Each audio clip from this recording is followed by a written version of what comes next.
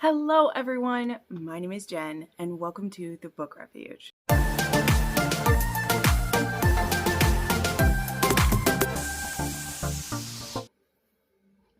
Hi everybody and welcome to another weekly wrap up, and today, yes, I'm going to talk about the books that I got up to this week. Now, I didn't read too many things this week, but I do have a lot of opinions about them, so it's going to be fun.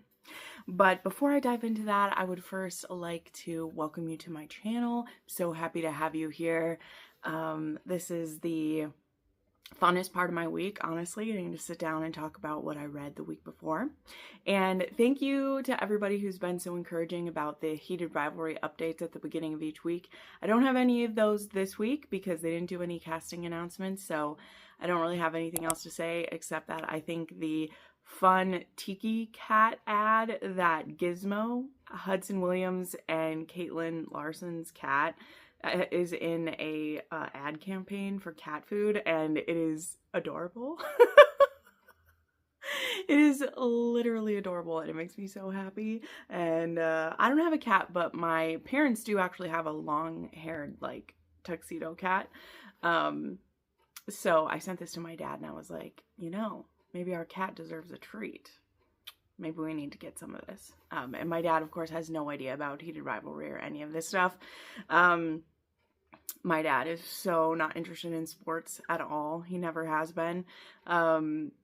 So he has no clue about my obsession with this show in any way. But so they were a little confused why I was sending them cat food ad. But it was funny. Okay, so the first thing that I finished this week was actually this book called The Widow and the Wanted by Hallie Oak.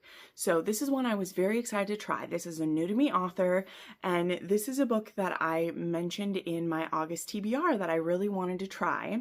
I signed up for this ARC through Luna Literary Management, and this is a historical menage, or they were listing it as why choose, but it's not. This was a menage because it is not centrally focused on the woman. The men are already in a relationship, actually. I'll get into all of it, but anyway, this goes back to the like, I'm wanting to read more new to me authors, and I actually will be doing this week, because it's taken me this long into the year to have enough authors to do a new to me author video, which is kind of like sad to me. Like, I'm sad it's taken this long into the year to be able to make one of these, because I just have not read as many new to me authors this year.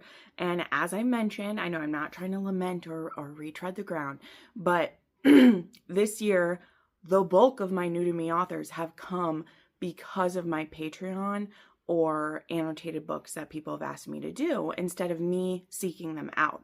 I just haven't had the time or the bandwidth to do that. I'm on a lot of ARC teams. I have a lot of work to do for my author that I work for, or I just have, so many balls that I'm juggling, no matter what euphemism you want to make out of that. It's true.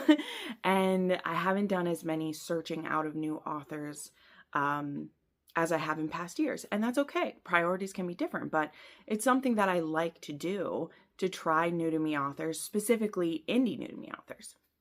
So because August originally, and this changed once I got into August because it always does, I feel like. I should never assume that I'll have a small TBR for a month, because the same thing's happening with September. I'm about to make my September TBR, and it looks like it's going to be small. And there's already some authors who are pulling their books into September because of how big October is going to be. Like, October has about 30 books in it right now. And there's people pulling their books up, if they can, into September. So anyway, all these things going on. I should just get to the point. So the point was, before August, I had went and I picked out a couple books that were by new to me authors that I wanted to get the ARCs for. And I was really intentional about it. I looked at the tropes, I read the blurbs.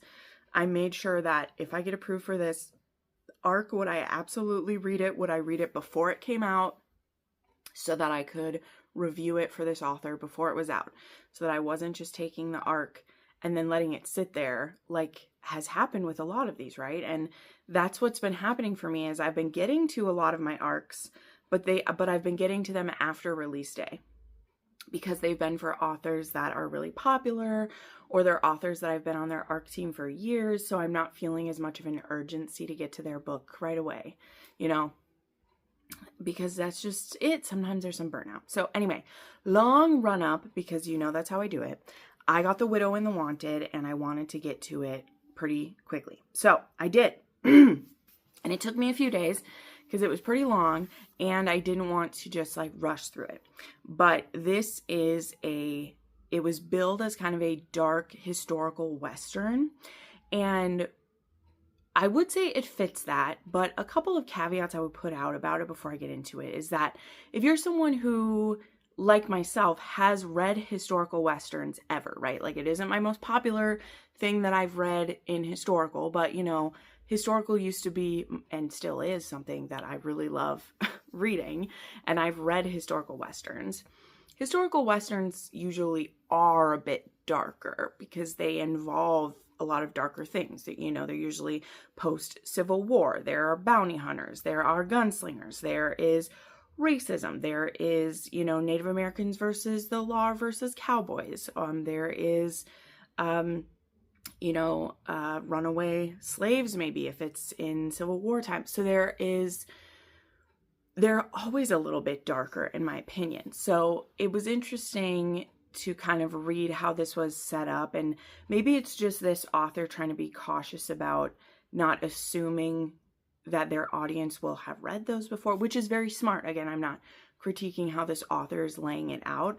I'm just saying, as someone who, I know you as my audience, a lot of you have read Westerns before, and I just had last month read a Western with a bounty hunter that to me was, if we were categorizing things as a dark romance, I wouldn't have called their romance dark, but the situations they were in were very dark. Like, they both are, you know, like, he almost dies in front of her at one point. She's been abused and mistreated. She gets sold to a brothel at one, like, there are very dark things that happened in it. And this is one of those two where it's situationally dark, but the romance between the three of them, I wouldn't call dark. I think it's very sweet, actually, when we get to it. So I just want to put that part out there before I get into more of it. So that was interesting as someone who's read, again, I wouldn't say I was extensive in it, but as someone who's read historical romances and Western romances, I would say it felt like one, which I think is cool. But it did also feel a bit different too. So anyway, let's get into it. So there's 3 characters in here, and the male couple that is already an established couple, and because this is a story that I think a lot of you might really like, I do want to be cautious and not spoil a ton of it, but I want to set up the character dynamics. So I'm going to be careful and not do the normal Jen thing where I spill everything. But these two, we have Oki, who is a half native, half white, who his father is white, his mother is native, and he had grown up in a wealthy family, but his father had a lot of expectations for him, a lot of demands, especially because he, you know, in his looks favored his native mother, but his father still had like, you know, high expectations for him and all these things. And then we have Boone, who is a white guy, and they're partners, and like, they're like outlaw partners, and they're partners, and they were in the war together.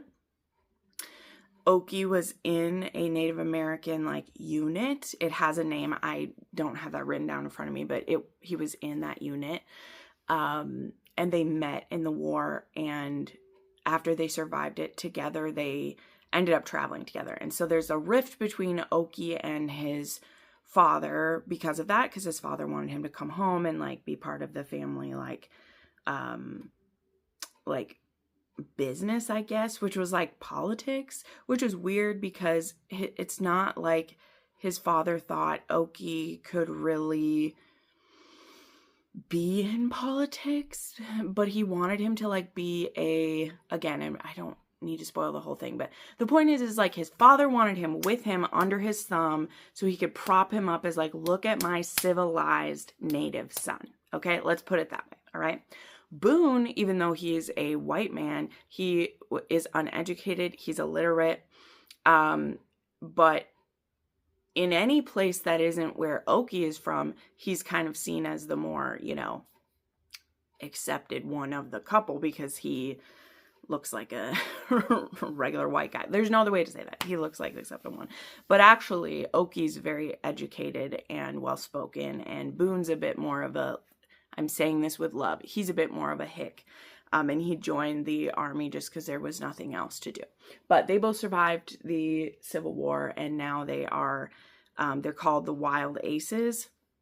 And they were like bounty hunters and outlaw. Well, were they outlaws or bounty hunters? I don't know which. But the point being, after that long explanation, they are a couple. They're like secretly together. When they're around other people, they have to hide that, and they're seen as just travel partners called the Aces. But they are partners. They consider themselves bound together as like married. They had like a secret ceremony together. They're together. In the beginning of this, they are with this party that is sent to complete a mission. Now, I will be honest with you, in the beginning of this book, didn't fully understand what was going on there. So, want to be honest about that. My comprehension of what was going on there, about why they were with this group, I'm not sure. I believe it was because they were going to get a payday for this. But this is why I was confused about if they were bounty hunters or not, because I think there was like a bounty put on this group they were after. But then the way things played out after, I don't know if I just didn't understand it. And I think that because I just read a book a couple weeks ago with a bounty hunter in it, I was maybe transposing those rules onto this story that are not the same things. So I don't think that's Hallie Oak's fault. I think I would need to reread the beginning for that. But they get sent with this group. They're supposed to I guess, take down this group that there's been a bounty put on them. So whether that's an official bounty or it's just what the group they're partnered with is supposed to do, I don't fully understand, but that's what's supposed to happen. And they're willing to partner up with this group to get the payday. So they head off to do that. They don't know the full scope of what's supposed to happen, but they're about to find out. Then let's get to our woman in the story. We have Lula, who is she is with this group of like scientists and scientifically minded, let's say, and map charters, like map, you know what I mean? Like they're charting a map in the area. And she is with some ladies. She's with a doctor. She herself is kind of medically minded. She is a midwife, and she had apprenticed under a doctor actually, but she herself isn't a doctor, but she's a midwife and like a medicine, not a medicine woman because she's not that, but like botanist's the wrong word, but she knows a lot about, how to make healing tinctures. And so anyway, she's with this group that is charting. It's very important. That's what's happening, is they're charting a map. And she's with some women and a doctor and this group as they're traveling. And in the beginning of this book, she is a widow. Her husband died in the war. She has a mother who we don't hear a lot about in the beginning. But she's making her own way with this group, hoping to eventually set up her own kind of like shop where she would like sell medicines and like be kind of a local like again, medicine woman keeps coming to my mind, but that's not what it is. I can't think of what it's called because she's not a botanist, but I just can't think of the word right now that's in my head for her. But like whatever it is that she would like make the medicines. Why? Like pharmacist. She would be like a pharmacist type of thing is what she could do. So she's collecting herbs and flowers and things along the way and collecting things. And then her group is the group that gets attacked by Boone and Oki's group. Now again, Boone and Oki aren't normally with this group. They had been kind of round up as like, we are collecting some extra people to take on a job that's really big deal, but they don't know what's involved with it. And when the call comes to attack this group and they realize that there's a bunch of women in with this group, they are immediately horrified. They weren't told the full scope of what's going on, and they rebel and start turning on the other group and actually kill some of the men who are trying to hurt the women. But when all the dust settles, everyone is dead basically, except for, and pretty much everyone, except a couple of the group that they were with get away, that Oki and Boone were with get away, and Lula is still alive as well. And she had seen that they turned on the group, but she also knows that they still came with them. And so the three of them together, as a snowstorm comes in, hide in one of the wagons that's left behind. And Oki and Boone are basically like, we don't know just what happened here. We were lied to. And she's like, you just killed my friends. And they're like, no, we didn't. We turned on them. We don't know what's happening. This is not what we were told. And she's like, I don't know. I don't trust you. So there's all this going back and forth between everybody. Sorry, I'm taking so long to explain this. But the point where this ends up is that she has no choice but to trust them. A snowstorm's coming in. They say that like, well, they're not going back the way they came because they're not going to try to collect money on this. This was obviously a setup. They don't know why. But they know of a cabin that's about 10 miles away. That is one that they have wintered at before. And they're not going to leave her here to die. So they're going to bring her with them. And she's really reluctant to do that. But they're like, you don't have a choice. You're going to die here. We're bringing you with, basically. So then this shifts into the next phase of the story, which again, I'm going to kind of stop here because again, I know it sounds like I've done the Jenn thing and explained a whole bunch, but this is the setup of the story. I promise this is only the first like 30 pages of the book that I've just taken way too long to explain because it is super interesting. But the next phase of the book, and this is why I picked this book, because the blurb explained everything that I explained in a blurb. The author did a great job explaining. But then it becomes a snowed-in story because they get trapped in this cabin for the winter because they can't go tell anyone what happened, that this massacre that happened was a mistake, or try to find out why, who sent them to kill women and scientists, and why did they want to kill women and scientists, and what did it, what was going on. Because again, I'm not going to spoil it by telling you why, but the reason that Oki and Boone were sent there, they were told they were after someone else.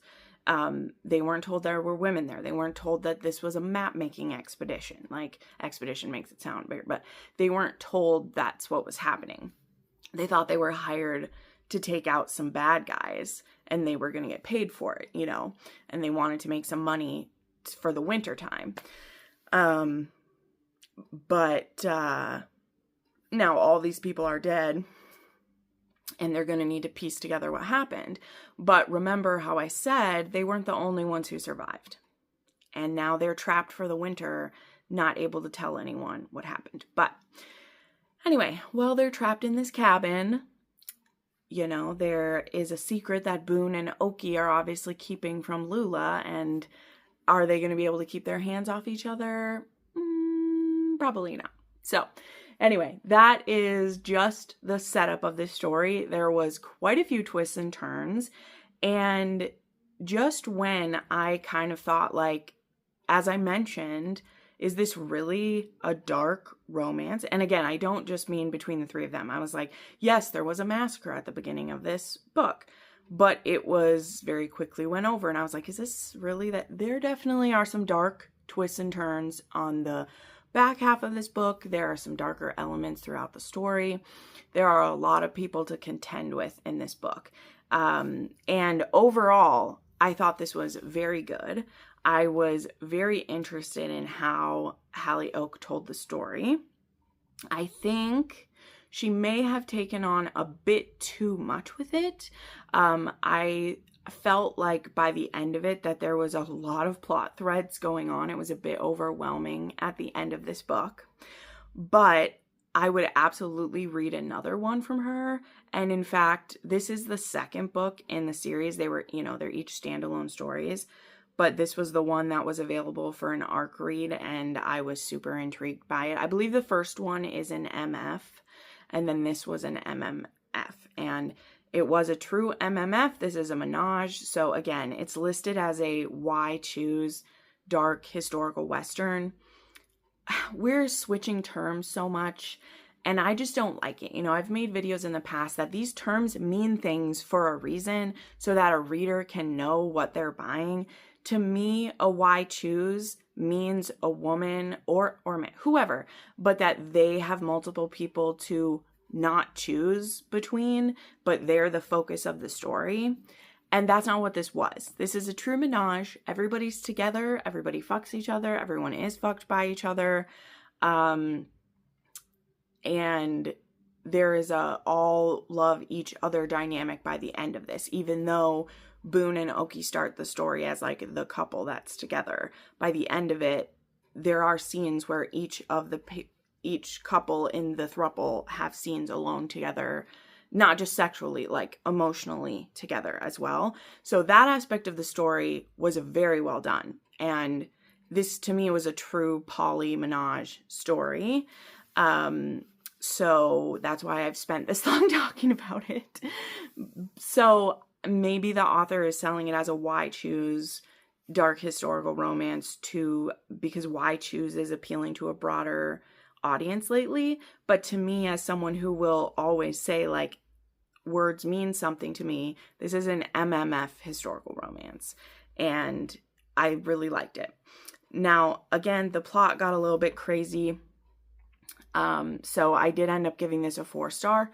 It's a 3.5 on the spice scale. There was some great steamy scenes.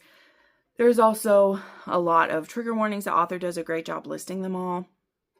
But yeah, there's a lot of trigger warnings having to do with the time period, with, the racism towards Oki, with his father, you will find out more about Lula's mother, with just a lot of stuff. So now that I've taken half an hour to talk about that, I told you I had a lot of thoughts. I didn't read a ton this week, but I had a lot of thoughts about this one, and I took my time with it this week because I think this author really gave a good story. And those of you who like Westerns, it was great to read one that's being written in 2026.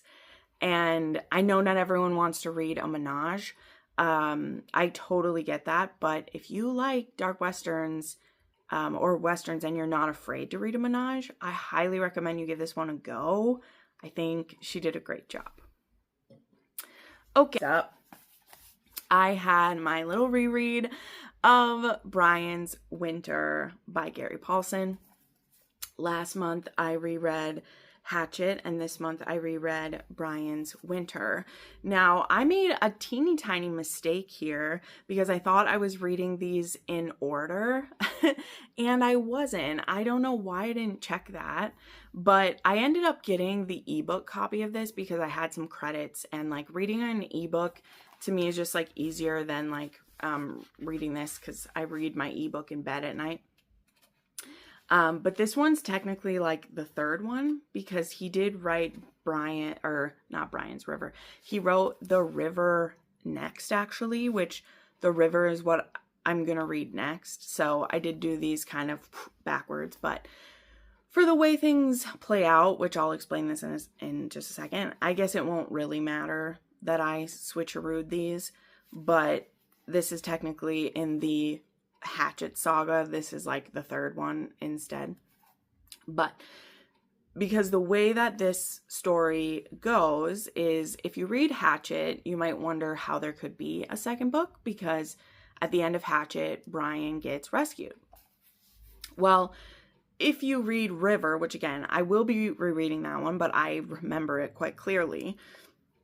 That one takes place many years after he's rescued, and he goes back with a journalist who wants to like write a story and experience a little bit of Brian like being there. Like, I think he wants to take some pictures of the area and like have Brian like make a fire and make a shelter and like have Brian do it.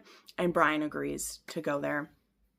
And then some drama ends up happening that involves Brian having to make a raft and float them down the river together. But that one technically happens next because Brian gets taken home.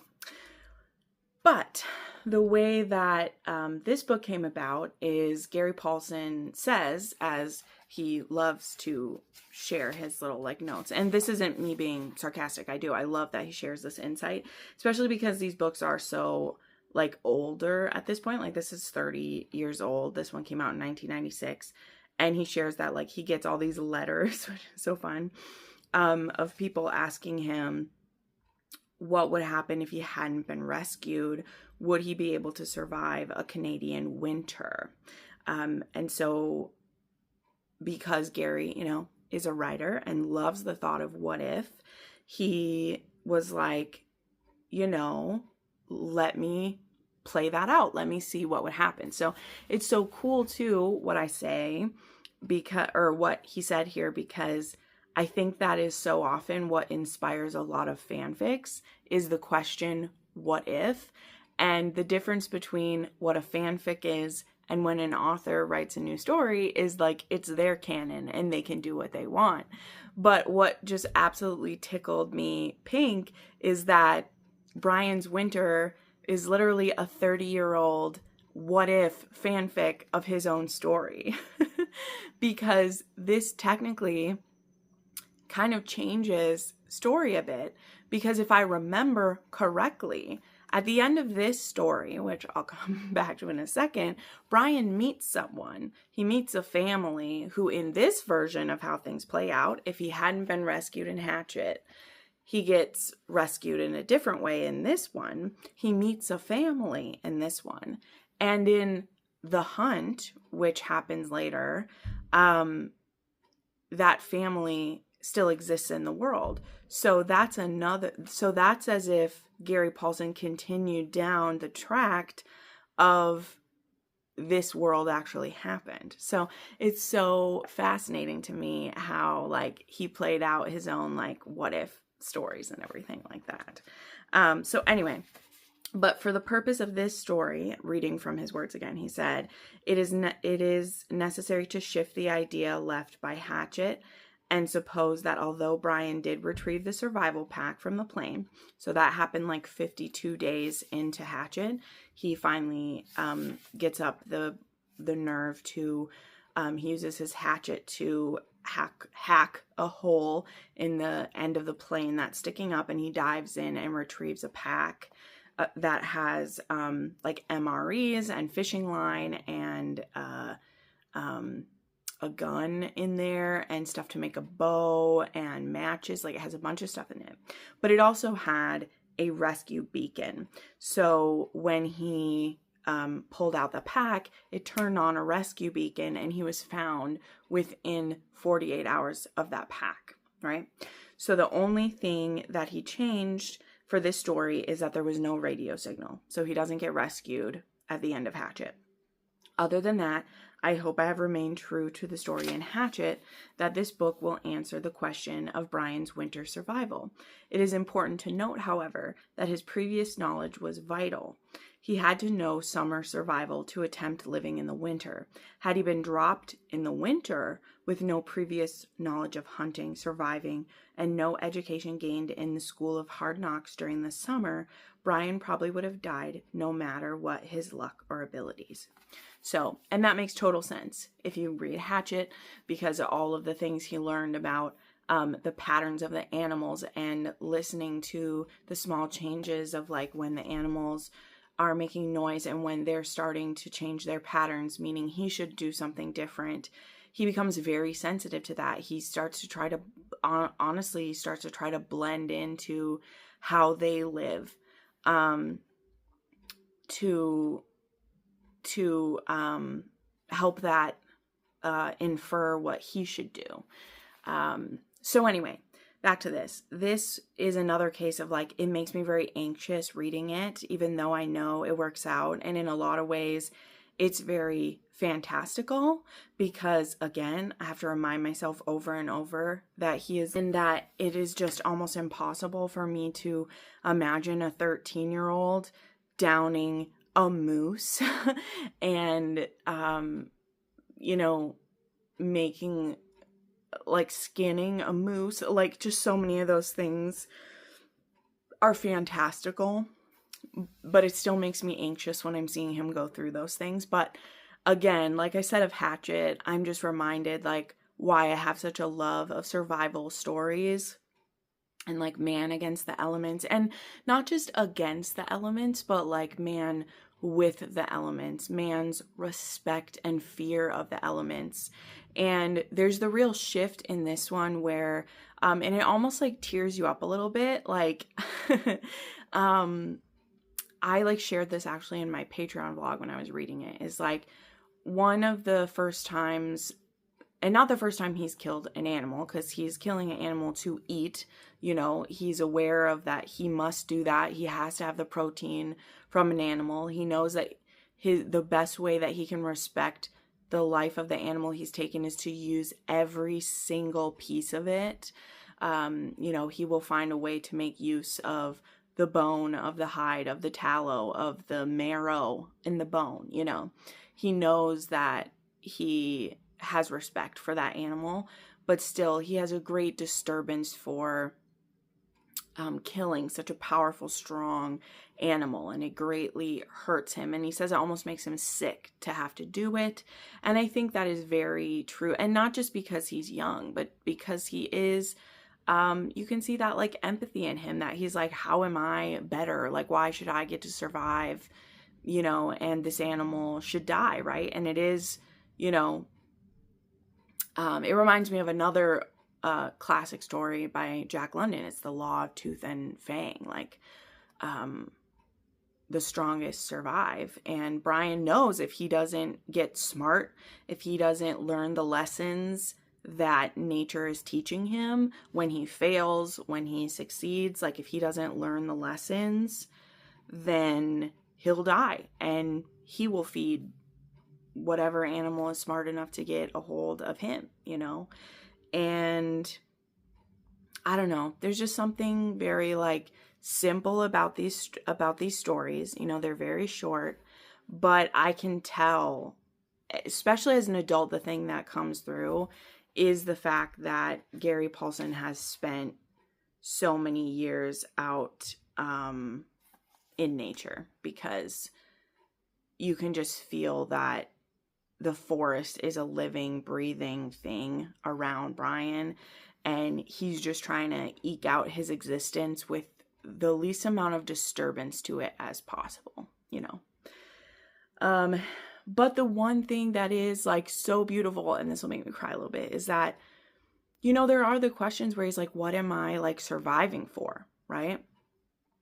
And I think that would be the question to me. And I think that him being a kid when this is happening, and not, of course because we don't often reflect on his parents in this one, in the way in Hatchet, there'll be a few times where he's like, I've got to get home. Like when winter survival's coming in, it's just of like surviving day to day. And there's 2 points that I feel the shift in Brian's winter. There's one where he's made some like snowshoes, and he comes to this point where he's like, I have to be doing more than just sitting in my shelter and like eking out each day, or else what's the point? Because he's kind of given up like plan of rescue. He knows he's just like surviving because he hasn't seen a plane in a really long time and like these things, and he's like, so what am I living for? And it's not said so eloquently as that, but he's like, I want to explore what's around me. And so he's like, if I'm going to be here, I want to see its beauty. Like I want to get to enjoy it. And so he's made these like snowshoes, and he's like, I want to spend some time every day getting to just look at it, right? And that is a moment to where I'm like, yes, yeah, especially when he doesn't have books to read, he doesn't have games to play, he doesn't have, a pet to play with, like he doesn't have any of those things. So what else are you going to do? So I really like that point in the story where he's like, okay, I need to have some time every day where I'm exploring what's around me. Not only because it'll be good to like, map out what's around me, but that's showing more of like a mastery of my surroundings too, that I can be safe enough to go explore and like find some beauty in it. And that's really cool. And what's great too is like that ends up leading to eventually like where he finds other people. He eventually finds tracks of, I think he finds, he finds human and a dog tracks by each other. Is that what it is? I can't remember what he finds, but anyway, he finds the family out there. He finds a trapper family. And they had, I guess, known about him for a while, but they just assumed he was another trapper, so they didn't want to bug him. And here he's just been trying to survive and everything. But when he meets other people, he's reminded of like how lonely he is, because he really hasn't thought about that. He hasn't had the privilege to think about the fact that he's lonely. And so when he sees his family, like, and when like the father comes back with him to his camp and they're able to like trade knowledge, because like there's some things Brian learned that this trapper family didn't know. I can't remember which thing it is. Whatever it is, he shares some knowledge with him, and like that's super cool. But he just is like, oh my gosh, this is what I was missing. So that was a really beautiful thing where he's very good at compartmentalizing. And I think if he wasn't able to do that, it would be a lot darker thing. But he's very good at the like mental task of like, do this, do this, do this. And tomorrow we do this, do this, do this, do this. So I know that's probably boring for a lot of people, but I love survival stories. And again, this is my base for that. So revisiting these is just so, obviously I say this again, I like them when there's romance in it. I like when there's a stake of like, there's someone else I'm protecting, there's the goal of getting back home. There's a, in a romance, there's a threat of a pregnancy, there's like this or whatever, but having it be the base of like, there's a kid just trying to survive it. It's so interesting to me. So like I said, I'm definitely going to continue rereading these, my little visit into these. But something that I'm contemplating too now is I think I do want to try some other books by Gary Paulson as well once I finish rereading these, to just see if there's other ones by him that I want to try. I know he has a lot of nonfiction ones too, but I want to read some other stories from Gary Paulson because I never read those as a kid. So maybe I'll try some of his for adults and see if I like those. But anyway, oh wow, it's 40 minutes on those two books. Let's move along. Speaking of a survival story, oh yeah, I gave that 5 stars, by the way. I just love it. That's just me. Okay, speaking of survival stories though, I did squeeze in a fan fiction, and I've had this one saved for a while because I wanted to try it, and it's called Oh Well, I Guess We're Gonna Find Out by Angel Du, and it is a zombie apocalypse Holonov, okay? So it's a little deceiving because it's only 3 chapters, but it's also like 350 pages. So like the chapters are very long and it's split into like days, weeks, years is what the chapters are called. And it basically starts out after Vegas, literally picks up right when Shane is in the elevator, almost sending the "we didn't even kiss" text. And he goes back to his room. That is the beginning of this fic. And so they're in that hotel in Vegas, and Shane wakes up to a pounding on his door the next morning. And it is Rosenoff pounding on his door. And he's like, what the heck is going on? And also his phone is ringing. And as he's walking to the door, he sees that he has 45 missed calls from his mom, 30 missed calls from Ilya, it says from Lily on there or whatever, but and so he goes to the door, and it's Rosenoff, and Rosenoff is on the phone, and he's like, yes, I got him. And he's like, I'll take him to the airport. And I don't know why I did the accent, but and he's like, what is going on? And so anyway, we find out that Yuna was on the phone with Ilya because Shane wouldn't answer the phone, and Yuna went through all the trouble to get Ilya's phone number to call him, and she actually woke Ilya up to let him know that there are zombies eating people. So, and the border to Canada is closed. So Shane and Ilya are able to get a flight out of Vegas to Boston, but Shane isn't able to go home to Ottawa. He can't go home to Canada.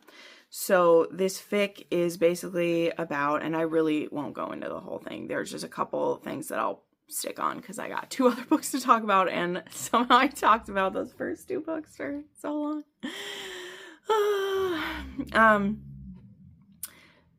This fic is about how they get stuck together for the zombie apocalypse.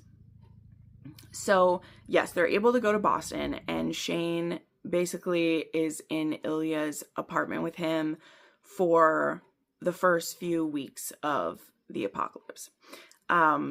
And Shane's family, they're in Ottawa, and we won't learn more about them for most of the fic, so I won't talk about it. But Shane and Ilya, they don't know what to do, basically. But Shane goes into a bit of a prepper mode, and Ilya kind of goes into, well, I'm probably going to die because I'm not really cut out for the apocalypse, but I'm going to do everything I can to make sure Shane lives as long as he can. So that's what Ilya's mindset is, and Shane's mindset is, holy shit. So, yeah. But like I said, there's 3 chapters, and it's very long, so it covers a lot of time, or there's a lot that goes on. But the first chapter is the first, week, and then the next one is, the first month, and then the next one is, 2 years worth. So that's how it goes, as everything happens. Now, again, I don't share my ratings for fanfics, but I just want to say a couple things about this fic. This one was rated mature, so it wasn't rated explicit. I won't get into all the things about that. I've talked about in other videos. But basically, mature means there is still so imagine mature is the way that I put it is, it's kind of like a 2 chili pepper on a Jenn scale. In a normal fic that would be labeled as mature, it would mean it would be almost like fade to black sex scenes, okay? And the reason I'm going to point this out, I'm going to tell you why I'm pointing this out, because it normally wouldn't be a big deal, okay? And a lot of fanfics are going to be called explicit. And if they're labeled mature, it's usually because it's going to be focused much more on the emotional part of the Hollanov, or whichever couple it is. But in a Hollanov, it's because it's going to be more about the emotional stuff. Or maybe it's a text fic. A lot of the text fics I've read are going to be mature because they're all about the talking. So they're not going to be detailed, explicit sex scenes because they're text fics or whatever, right? But usually they're explicit. Again, the reason I'm mentioning this is that this fic both managed to be the horniest fic I've read, because this couple, because it's set after Vegas, they're still only I believe in Vegas, weren't they 20? And they're not at the point in the relationship where they're really in love with each other yet. And they're stuck in an apartment together for a month straight at the beginning of it. In the first 2 chapters of this fic, they are having sex every day, all the time. And one of the things that Shane is doing is like coming up with these different scenarios to help them forget about what's happening. So they're having sex constantly. But remember, it's rated mature. And if you rate your fic mature, you can't have detailed sex scenes, or else you would just rate it explicit. Like, nobody's making you do that. You, the fic writer, choose the rating, and you can change the rating as you're writing it. So maybe you start it as mature, but then you decide you want to make it more explicit, so you change it to explicit. You are the one in control. I'm telling you, there were so many fade to black in this that it almost felt like the writer just chickened out. But yet, a central character point was that Shane and Ilya were using sex to ignore the apocalypse. But yet, we never used the word but we never showed a sex scene. But yet, we know that they were fucking on every single day of the apocalypse, sometimes multiple times a day, because Shane was using it as a coping mechanism and Ilya was giving him whatever he wanted.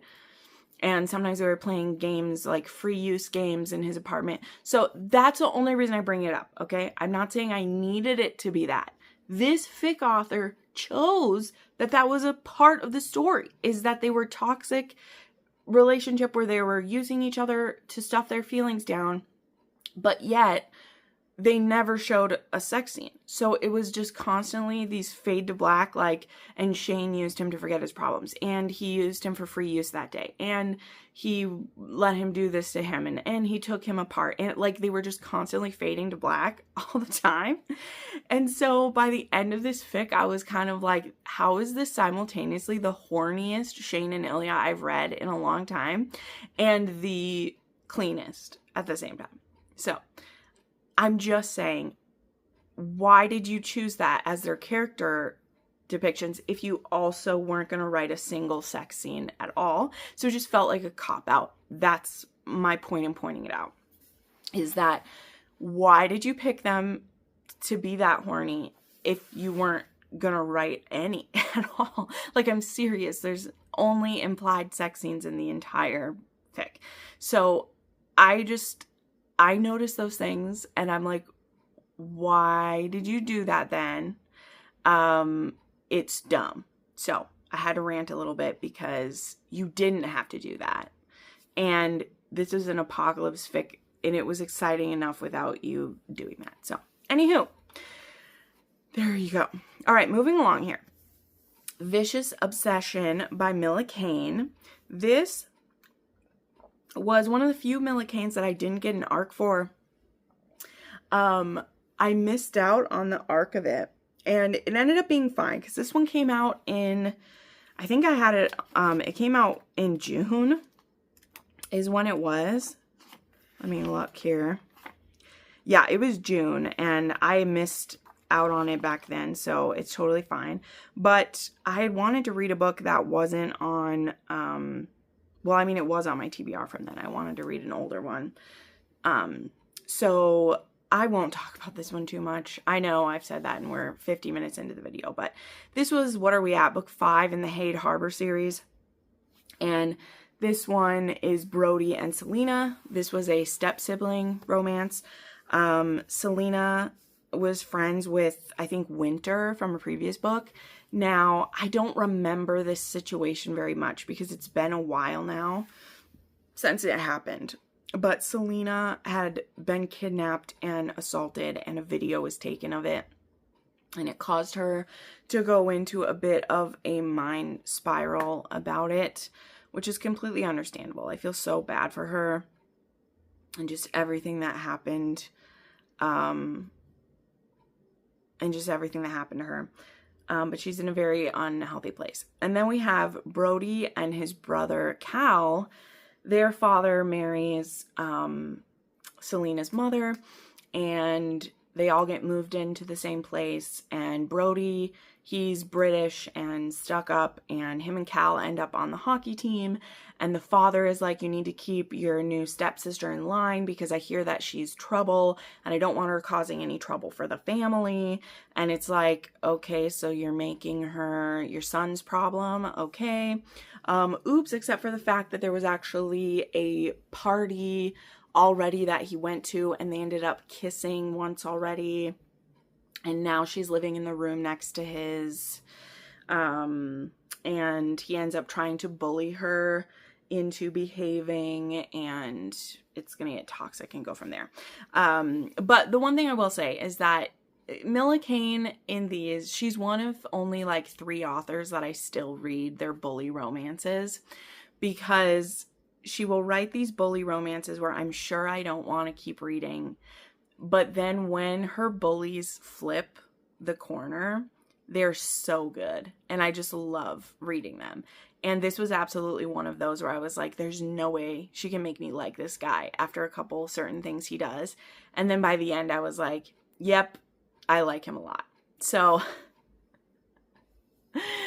I did end up liking him. So I ended up giving this one a 4-star because the ending was very strong, with how he deals with some people who are trying to blackmail her.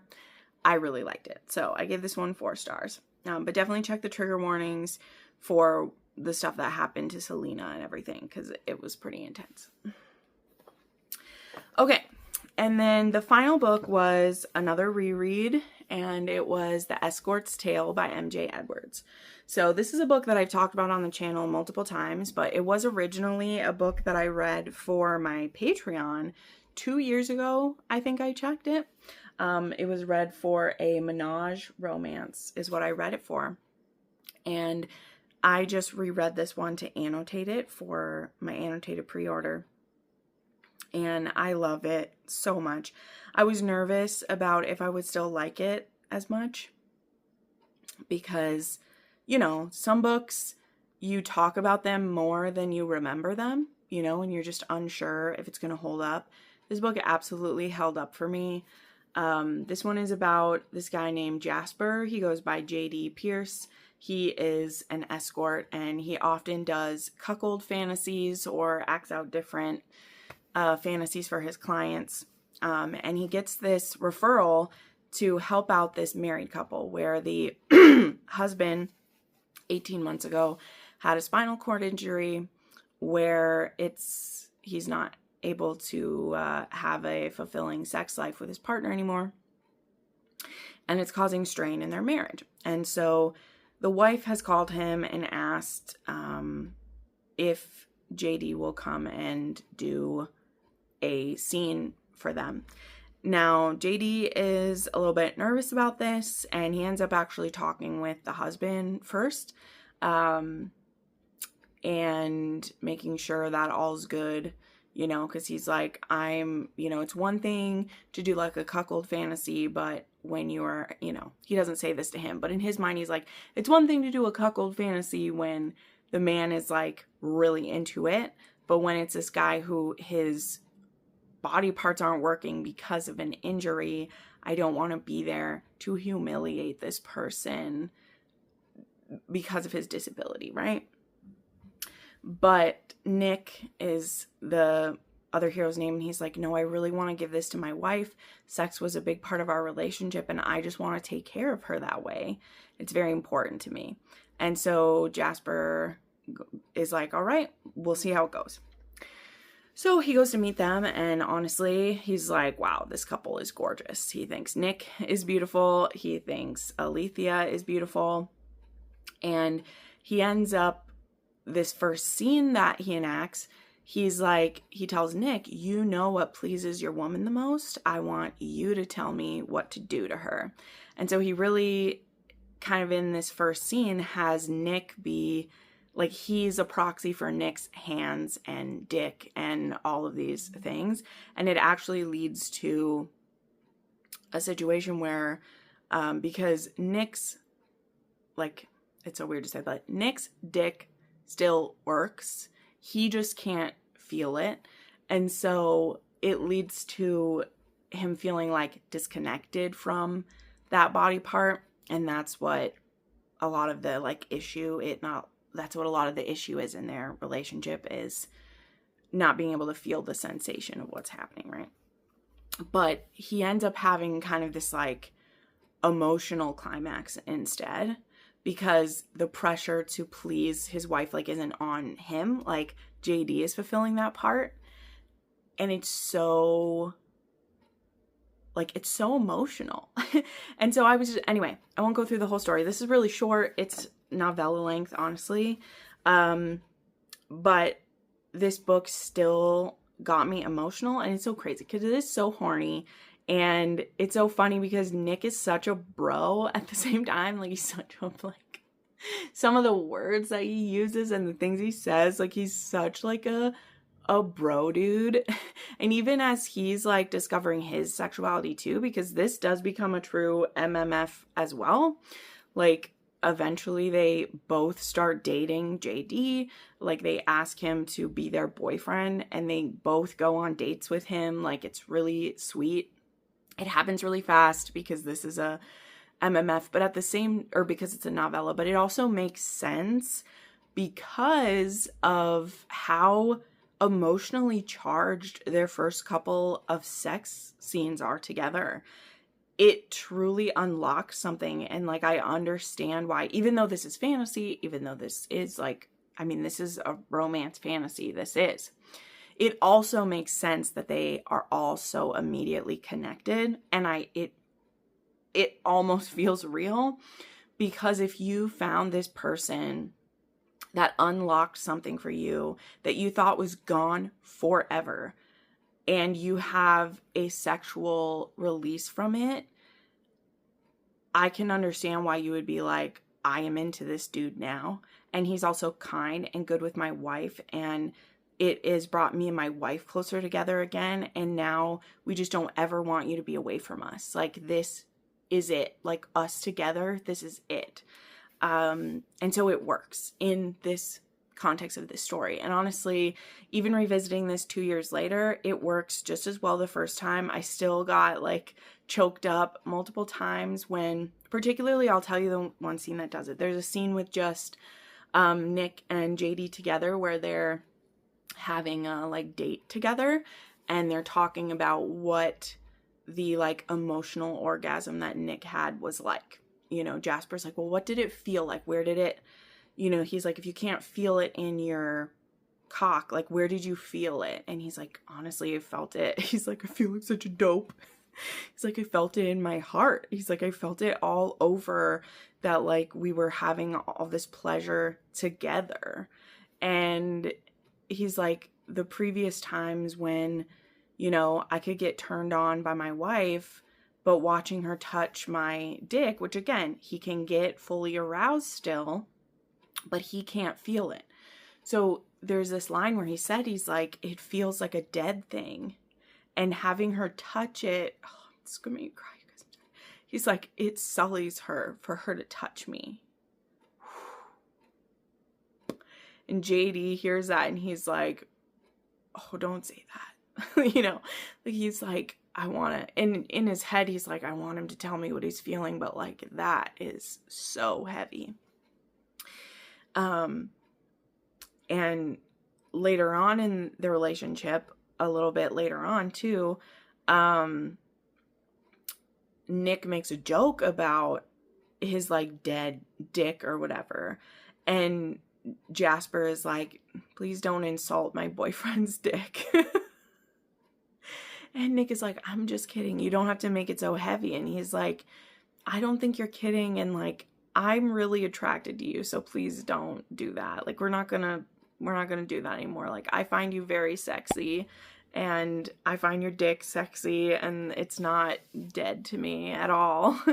And he's like, all right, I'm sorry for insulting your boyfriend. And I was like, this horny little erotic story, like, it's really beautiful, and I'm really glad I still felt that, because again, I've recommended this book so many times since I read it, and I knew that I wanted to reread it, and I'm just glad it held up as well, because again, there are parts in here that you're gonna roll your eyes, because some of the words that they use and some of the phrases that get said are just so like, what the heck, but the emotional impact is like really there for me, and I stand by, like, MJ MJ Edwards, or Robert Winter is his other name. Like, I wish he'd written more. I wish he'd written more of these, because like this is so good. So still 5 stars, still wonderful. It's so, so good. And another one, as I said about the first book I read this week, if you like MMF, you have to read The Escort's Tale. Like, it's so good. It's so emotional. Also, if you enjoy disability rep, that's one I always recommend. I think it's done so well in there. And like, I think Nick's feelings are so valid, even though they're like heartbreaking to hear. There's scenes in there like, oh, it just made me cry. Like when they're taking off his clothes and like he has his adult underwear on. And he's just like so embarrassed. And Jasper is like, buddy, like they call each other buddies, so like it's not like he's like I don't want you to be embarrassed, and he's like, no, I'll get used to it, it's just hard, like I want you to find me sexy. And he's like, bro, I find you sexy.